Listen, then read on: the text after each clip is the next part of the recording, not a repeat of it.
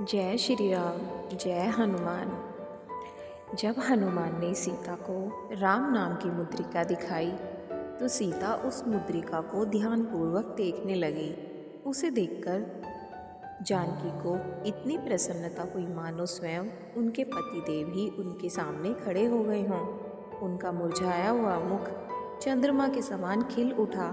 पूरी तरह उस मुद्रा को देखकर सीता बोली, हे वानर श्रेष्ठ, तुम वास्तव में अत्यंत चतुर, साहसी और पराक्रमी हो। जो कार्य आज तक किसी ने नहीं किया उसे तुमने अकेले ही पूरा कर दिखाया। तुमने दोनों भाइयों का कुशल समाचार सुनाकर मुझ मृत स्त्री को नवजीवन प्रदान किया है।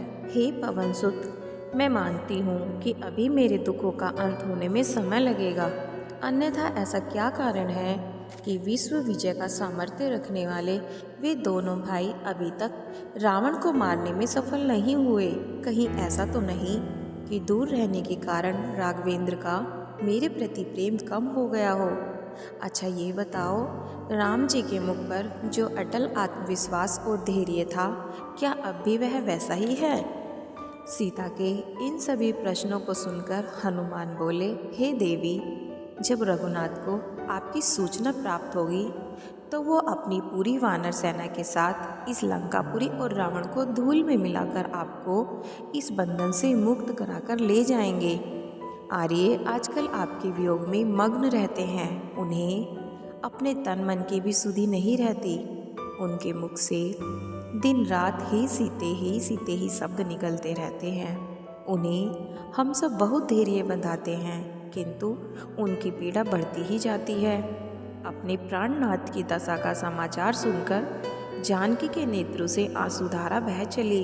वे बोली, हनुमान, तुमने जो यह कहा कि मेरे अलावा किसी अन्य का ध्यान नहीं करते, इससे तो मेरे स्त्री हृदय को अपार शांति प्राप्त हुई है।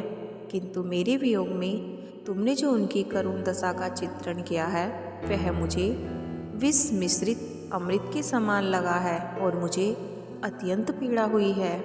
हनुमान, ये सब विधि का विधान है, जाने किस कर्म का फल हमें भोगने को मिला है, जो हम एक दूसरे के वियोग में तड़प रहे हैं।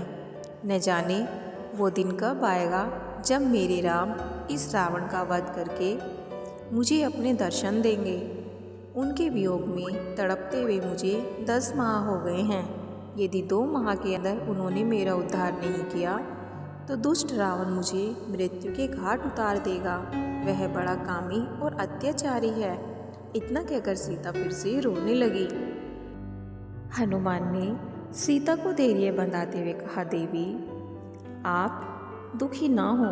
मैं आपको विश्वास दिलाता हूँ कि मेरे पहुँचते ही प्रभु वानर सेना के साथ लंका पर आक्रमण करके दुष्ट रावण का वध करके आपको मुक्त करा देंगे।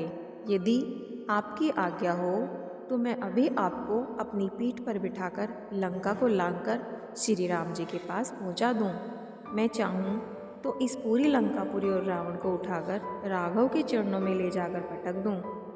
इनमें से किसी का भी इतना सामर्थ्य नहीं कि वो मेरे सामने बाधा बनकर खड़ा हो सके।